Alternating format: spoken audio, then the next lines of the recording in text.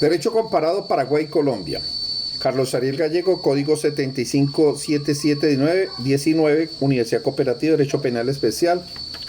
Profesor Juan Pablo Alba Serna.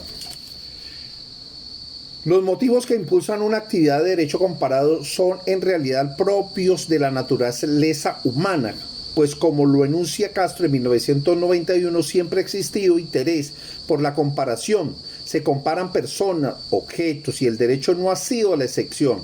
El derecho se comparte desde la antigüedad y no por simple curiosidad, sino para beneficiarse de las experiencias de otros países. Desde tiempos inmemorables los avances legales en principio en materia de derechos humanos implantados primigenitamente en ciertos países se han reproducido a lo largo del mundo, sirviendo de precedente e impulsando una evolución conjunta en algunas de las codificaciones creadas. Han sido reproducidas sistemáticamente entre países y entre otros las diferencias a partir del mismo texto son enmarcadas. El derecho comparado es una disciplina que conforma las semejanzas y las diferencias de los diversos sistemas jurídicos vigentes en el mundo, con el propósito de comprender, mejorar el sistema jurídico de un determinado país. El derecho comparado obedece a los ordenamientos jurídicos diferentes de un país a otro. Así, su estudio es necesario para apreciar tanto las diferencias y las semejanzas como los defectos y los aciertos de este orden. Esto con el fin de perfeccionar las instituciones de un país y, por ende, el sistema jurídico. Estudiar un ordenamiento jurídico no significa leerlo ciegamente, ni simplemente ver lo que lo designe del derecho nacional, ni adherirse a las tendencias o técnicas pretendidamente modernas que aquel ofrece o imagina, siendo la frase de Niboyet.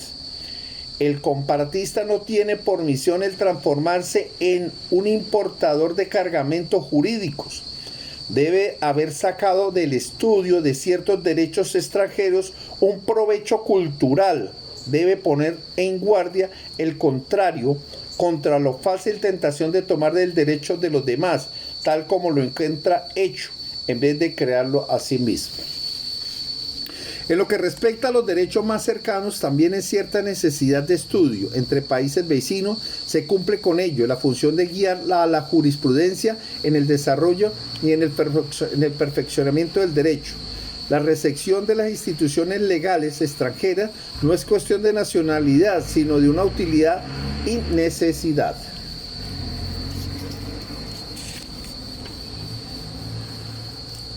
Los delitos en materia sexual, delitos de materia sexual, delitos contra la libertad, integración, formación. Estamos haciendo un balance comparativo entre Paraguay y Colombia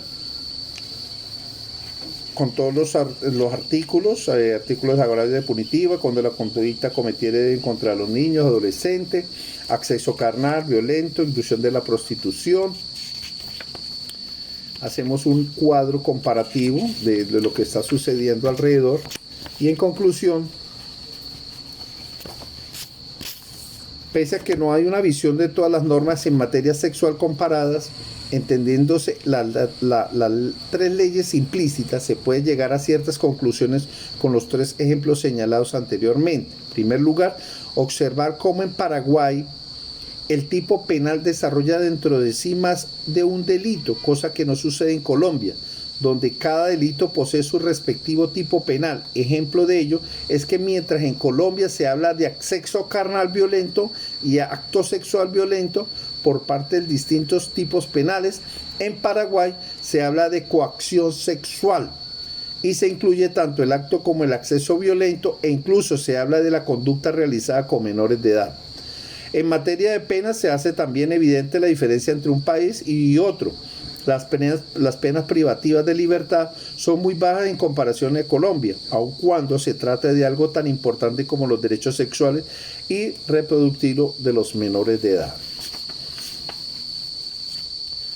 El consentimiento para las relaciones sexuales en Colombia y la posición personal. La sexualidad no reduce las relaciones coitales, es mucho más amplia, pues según la Organización Mundial de la Salud, se conceptualiza como una función vital del ser humano desde su nacimiento hasta su muerte, ya que incluye el sexo, la identidad sexual y el género, la vinculación efectiva y el amor, el erotismo, el placer y la reproducción, pensamientos, deseo, creencia, valores, conducta, práctica y relaciones interpersonales.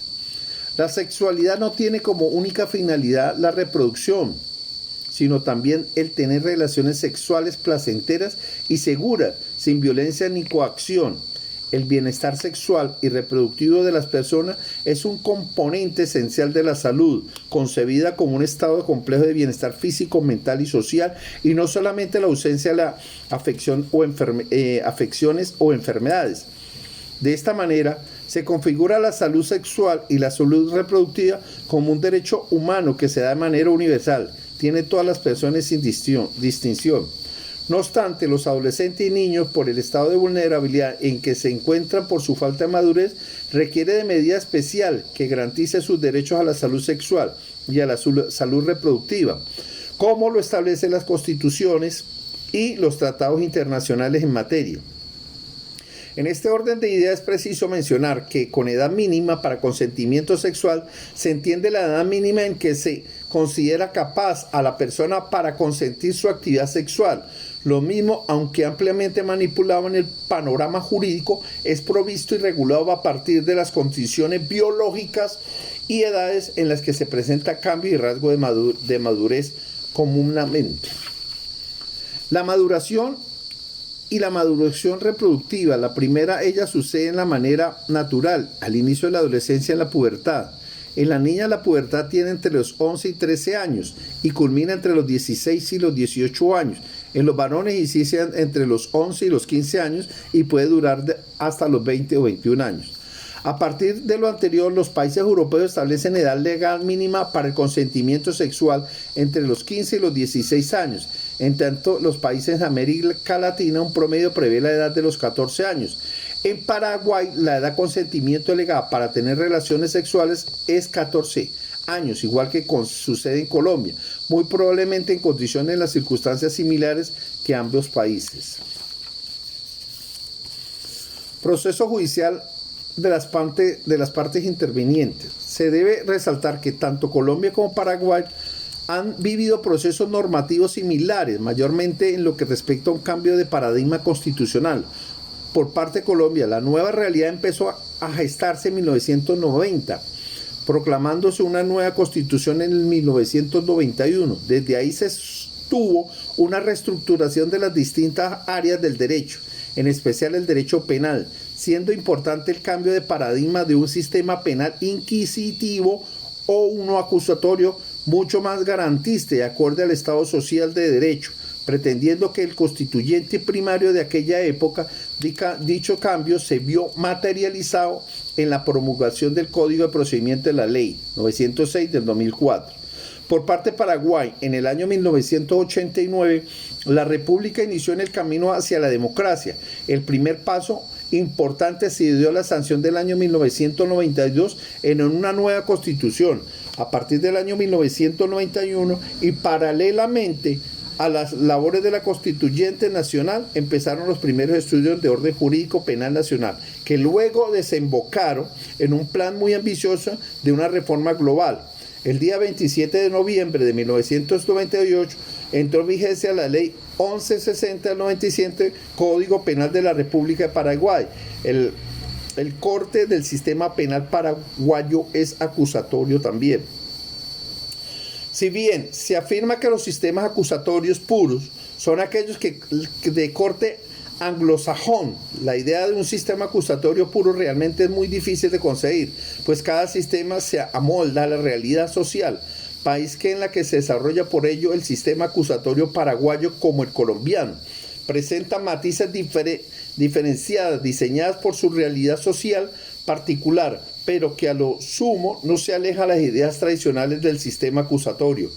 Como su parte destaca el juez, la víctima o el victimario que será identificado como sindicado o imputado, dependiendo del momento del proceso del país, la defensa ante ese acusador conocido en Colombia como Fiscalía y en Paraguay identificado como Ministerio Público.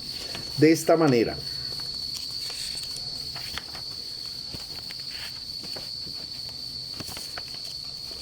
En conclusión, para finalizar, luego de un pequeño recorrido a través de 3 legislaciones de materia penal, 2 colombianas y 1 paraguaya, es fácil concluir que la existencia de similares, a la vez de la diferencia abismales, por su parte Paraguay, en condiciones de población pequeña, significado que la población de un territorio apenas del 12% o 15% de la población total.